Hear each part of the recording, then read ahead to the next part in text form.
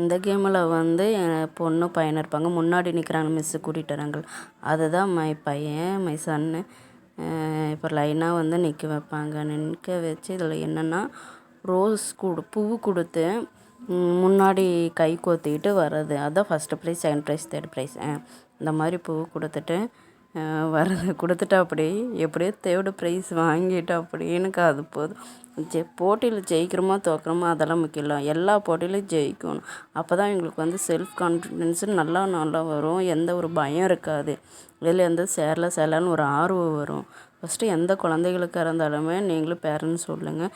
ஜெயிக்கிறோமோ தோக்குறோமோ அது செகண்ட் விஷயம். ஃபஸ்ட்டு விஷயம் எல்லா போட்டியிலுமே சேரணும். நான் இன்னுமே எங்கள் பாப்பா தம்பிக்கு அதே தான் சொல்லுவேன். எந்த போட்டியாக இருந்தாலுமே ஸ்கூலில் வச்சாங்கன்னா சேர்ந்து பழகுங்க. எதுலையுமே வேண்டான்னு சொல்லாதீங்க. எந்த போட்டியில் இருந்தாலுமே நீங்கள் பேர் கொடுங்க.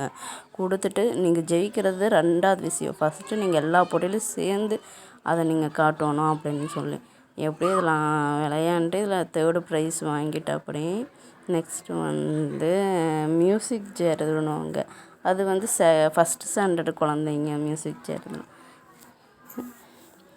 நல்லா இருந்தது. வேணால் ரொம்ப கூச்சப்பட்டுட்டு இது பண்ணிட்டா அப்படி எனக்கு இதில் வந்து குழந்தைங்க மியூசிக் சேர் இது ஒவ்வொரு குழந்தைங்களும் ஆடுறோம். அவ்வளோ சூப்பராக இருந்தது. இது வந்து இந்த மியூசிக் சேரில் எங்கள் கோயிலில் பண்டிகை இந்த மாதிரி டைமில் பொங்கல் செலிப்ரேஷன் இதில் தான் வைப்பாங்க. ஸ்கூலில் வந்து வைக்கிறாங்க. இது கொடை பிடிச்சிட்டு முன்னாடி யார் ஃபஸ்ட்டாக வராங்களோ அவங்களுக்கு ப்ரைஸ். இது வந்து ரிங்கு ஃபஸ்ட்டு முன்னாடி போட்டு 2 ரிங்கு தாண்டி வர்றது. இதில் யார் ஃபஸ்ட்டு செகண்டு வர்றதுன்னு பார்க்குறது. எல்லா கேமும் நல்லா தான் இருந்தது. இப்போ இந்த கேமெல்லாம் நம்ம ஆடலாம்னு ஒரு ஆசை வந்துடுச்சு. தேர்டாக நிற்கிறது வந்து மை டாட்டர் அப்படி இதில் வந்து என்னென்னா குச்சி வச்சு அதில் 3 ரிங்கு போடுறவங்க வந்து ப்ரைஸு. மொத்தம் யாரோ ஒரு ரிங்கு கடைசியாக ஒரு ரிங்கு அப்படியே போட்டு அதுலேயே பாப்புக்குட்டி வந்து தேர்டு ப்ரைஸ் வாங்கிருச்சு.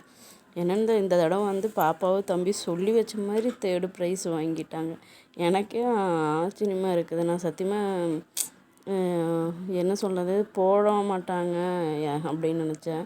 எப்படியோ போட்டு 2 பேருமே தேர்டு ப்ரைஸ் வாங்கிட்டாங்க. எல்லாத்துக்கும் இதில் என்னென்ன சொல்லப்போனால் ஒரே மாதிரி கிஃப்ட்டு தான். ஏன்னா எந்த பிரச்சனையும் வரக்கூடாது. எந்த இதுவும் சின்ன குழந்தைகளுக்குனால ஒரே மாதிரியே கொடுத்துட்டாங்க. இதெல்லாம் ஓகே. இந்த வீடியோவும் பிடிச்சிருந்ததுனால லைக் பண்ணுங்கள், கமெண்ட் பண்ணுங்கள், சப்ஸ்கிரைப் பண்ணுங்கள். பாய்.